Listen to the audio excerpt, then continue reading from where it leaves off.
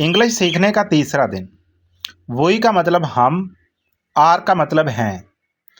Example है, क्या आप बहादुर हैं? Are you brave? जी हम बहादुर हैं, तुम बहादुर नहीं हो।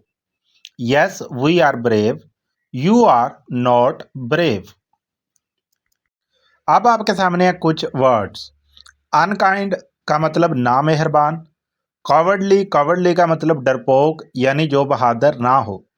लेट, लेट का मतलब देर हो गई या लेट हैं। अर्ली, अर्ली का मतलब जल्दी यानी वक्त से पहले।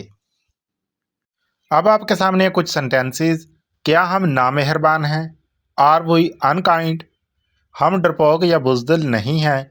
We are not cowardly. हमें देर हो गई है या हम लेट हैं। We are late. हम जल्दी आ गए हैं। We are early.